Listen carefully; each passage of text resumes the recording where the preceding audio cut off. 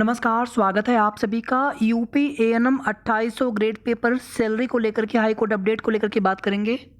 सबसे पहले यहाँ पर देखिए, एएनएम 9212 भर्ती में चयनित आप सभी अपने एरियर्स के लिए कहीं पर भी एक पैसे मत दीजिएगा। कहीं पर भी अगर पैसे की मांग की जाती है तो ये चीज़ें पूरी तरह से गलत होती हैं। ऐसा कहीं नहीं होता और कोई पैसा कैसे मांग सकता है। उनका काम है एरियर्स देना। आपको किसी भी चीज़ के लिए एक भी पैसे, जो चीज़ें नियमतः है, सरकारी निर्देश है, वो अलग चीज़ होता है। लेकिन बाकी अगर ऐसे कहीं से कोई भी पैसे मांगे जाते हैं वो पूरी तरह से गलत होता है।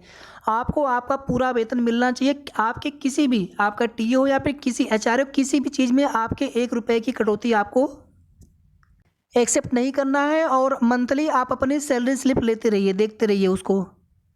और अगर अभी भी आपका एनपीएस का फॉर्म अभी तक न भरा गया हो तो जितनी जल्दी हो सके अपना एनपीएस का फॉर्म भरवा लीजिएगा। हालांकि हमें लग रहा है आप सभी का हो चुका होगा एनपीएस वाला। जनवरी 2024 से डीए महंगाई भत्ता 50% होने जा रहा है। और जो भी बढ़ा हुआ वेतन होगा वो भी आपको एरियर्स के रूप में आगे मिलेंगे, जब से भी आपको ये मिलना स्टार्ट हो जाए।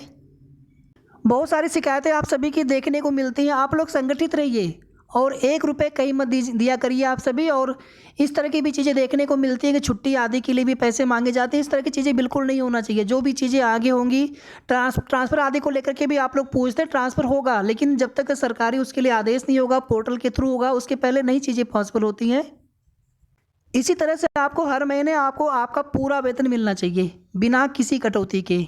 जो कटौती होनी है नियमतः उसको छोड़ करके, एनपीएस है, बीमा है, उसके अलावा कोई और कटौती नहीं होती है आपके वेतन में।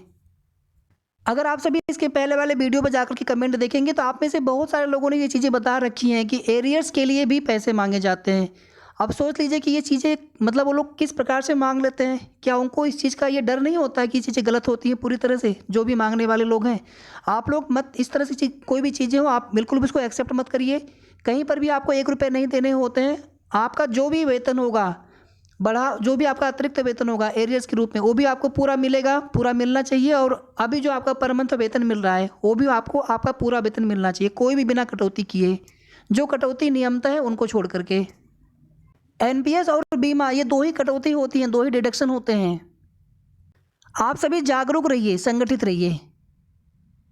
अब यहाँ पर बात करेंगे कोर्ट अपडेट को लेकर के, 2800 ग्रेड पेपर कोर्ट अपडेट को लेकर के। इसके पहले देखिए 18 जनवरी को डेट लगी थी। काउंटर एफिडेविट आ चुका है, उसके बाद रीज्वाइंडर आना था। और अभी भी आप देखेंगे तो रीज्वाइंडर केस स्टेटस पर ऑन रिकॉर्ड भी चीज़ें होनी चाहिए। काउंटर एफिडेविट लग गया तो वो चीज़ें भी ऑन रिकॉर्ड आना चाहिए कोर्ट के, न्यायालय के।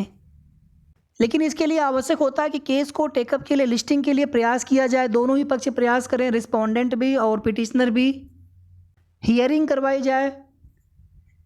बाकी काउंटर एफिडेविट को लेकर के उसमें क्या ग्राउंड बनाया गया, किस तरह से जवाब लगाया गया, उसको लेकर के ऑलरेडी आपको एक सेपरेट वीडियो के माध्यम से बता चुके हैं। जो भी स्वास्थ्य विभाग की तरफ से काउंटर आया हुआ है उसमें जो भी महत्वपूर्ण बातें पता चली हैं हम सभी को, तो वो सारी चीज़ें ऑलरेडी आप सभी को बता चुके हैं। और उसमें 2800 ग्रेड पे आप पर वेतन मिलने में, आप सभी को वेतन मिलने में कोई भी समस्या नहीं है। उसमें कुछ जो पुरानी नियमावली है या फिर 2018 वाली नई नियमावली है, उन सभी के आधार पर। और जो आपका कोर्स होता है 2 वर्षीय, द्विवर्षीय माना जाता है। उसमें पहले देखिए भारत सरकार के द्वारा क्या नियम लाया गया था। जो पुरुष अभ्यर्थी हैं, पुरुष स्वास्थ्य कार्यकर्ता, उनके लिए कितने 1 वर्षीय जो ट्रेनिंग करवाई जाती थी बिफोर सर्विसेज। आफ्टर सर्विसेज का कोई प्रावधान नहीं है, तो उसमें 2 तरह की चीज़ें हो रही हैं, यानी 2 तरह के कोर्स किए हुए समान पद से या समान कार्य के लिए नियुक्त होने वाले स्वास्थ्य कार्यकर्ता। लेकिन जो नए आप लोग हैं, आप लोगों को तो 2800 ग्रेड पेपर वेतन मिलने में कोई भी दिक्कत नहीं है। पुराने वाले जो भी जियो है उसमें कोई भी ऐसी नई नियमावली नहीं बनाई गई थी उसके आधार पर कि 2800 ग्रेड पे आप क्यों नहीं दे सकते हैं। ना ही कोर्ट में किसी भी तरह का ऐसा कोई भी जवाब लगाया गया है। सिर्फ और सिर्फ पुराने वाले नियमावली और जो जियो है 2011 वाला। तो बस यहाँ पर अगर हम लोग मिल करके संगठित होकर के प्रयास करते रहेंगे तो 2800 ग्रेड पेपर आप सभी को वेतन मिलने की पूरी उम्मीद रहेगी, पूरी संभावना रहेगी और मिलना चाहिए आप सभी को। ये आज के लिए केस लगा हुआ था कोर्ट नंबर 18 में, 2 फरवरी ऑफ 2024, सीरियल नंबर 409 पे। पहले से 2 रीट्स है, एक सरकार के जो रिव्यू अपील है और एक रीट्स और है कमलदीप निराला वाली, ये आपका प्रशांत दीक्षित वाली रीट्स हो गई 9975। और एक नई रीट्स और भी है 5387, इसको भी इसी के साथ कनेक्ट कर दिया गया। मतलब टोटल यहाँ पे 4 रीट्स हो गई। इन सभी पर एक साथ सुनवाई हो रही है। तो आज केस फिर से टेकअप नहीं हुआ है सुनवाई के लिए, केस टेकअप ही नहीं हो पाया है और 13 फरवरी की नेक्स्ट डेट लग गई है, 13 फरवरी की डेट लग गई है। इसी दिन मुख्य सेविका भर्ती में हाई कोर्ट में इसी दिन सुनवाई होनी है, वहाँ पर भी सुनवाई नहीं हो पा रही है।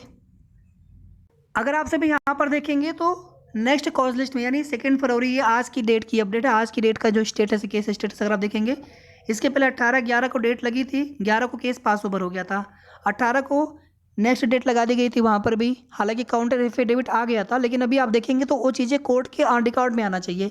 इसी तरह से रिज्वाइंडर भी आना चाहिए, उसके बाद ही फिर आगे की सुनवाई होगी, हियरिंग होगी। ये 2 रीट्स और है, एक सरकार वाली रिव्यू एप्लीकेशन और यहाँ पर एक रीट्स पहले से जिनमें ऑर्डर आया हुआ था जुलाई में। ये जो काउंटर एफिडेविट आया हुआ है स्वास्थ्य विभाग की तरफ से एंड 3 इसमें अदर रिस्पोंडेंट, शासन भी इसमें रिस्पोंडेंट है। तो आप देखेंगे अभी भी यहाँ पर स्टेटस पेंडिंग दिखा रहा है, जबकि यहाँ पर डिस्पोज्ड आ जाना चाहिए। इसके अलावा देखिए कुछ और भी नई रीट्स की जानकारी मिली है।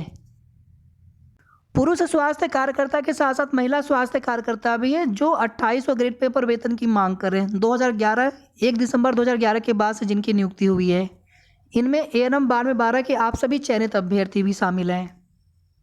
यहाँ पर देखिए हमारे उन सभी पिटिशनर बंधुओं से सबसे हमारी एक रिक्वेस्ट है कि आप लोग मुख्यमंत्री जी से जाकर के एक बार मिल लीजिए। भले ही शासन की तरफ से पुराने वाले आदेश को चैलेंज किया गया हो, लेकिन एक बार आप मुख्यमंत्री जी से प्रत्यक्ष मिलकर के बात करें, स्वास्थ्य मंत्री जी से भी मिलकर के कोशिश करें।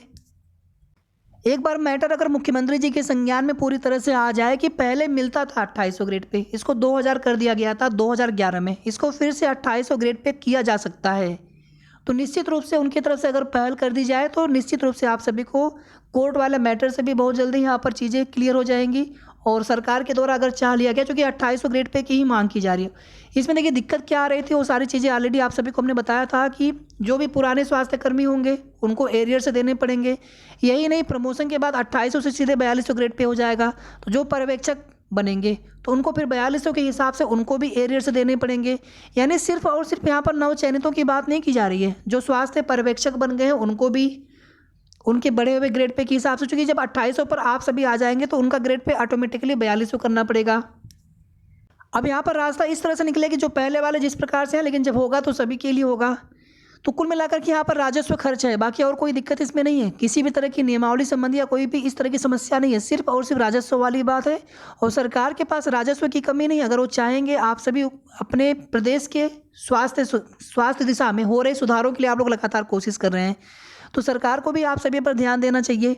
चीज़ें हर जगह आप देखेंगे महंगाई बढ़ रही है, हर चीज़ के रेट बढ़ रहे हैं, वेतन बढ़ रहे हैं, तो इसी तरह से अगर आप लोगों को भी अगर यहाँ पर वेतन बढ़ जाते हैं, यही नहीं 2800 ग्रेड पे पर आपकी ड्यूटी होने के बाद या अभी आपकी नियुक्ति 2000 ग्रेड पे पर है, प्रमोशन के बाद 2800 पर आप जाएंगे, 2800 पर अगर यहाँ पर आपका वेतन हो जाता तो फिर आगे आप सीधे 4200 ग्रेड पे पर आप प्रमोशन पाएंगे। आगे प्रमोशन भी जल्दी होंगे और बहुत जल्दी आप सभी के लिए ट्रांसफ़र के लिए भी पॉलिसी आएगी गवर्नमेंट की तरफ से, पोर्टल के थ्रू आपके ट्रांसफ़र होंगे। पहले अंतर जनपदीय, उसके बाद ज़िले के अंदर भी होते हैं, म्यूचुअल भी होते हैं। तो शेष आगे की जो भी जैसी भी जानकारी मिलेगी उसकी अपडेट आप सभी को देते रहेंगे। तब तक आप सभी अपना ध्यान रखें। वीडियो को आप लोग लाइक शेयर कर दीजिएगा। धन्यवाद।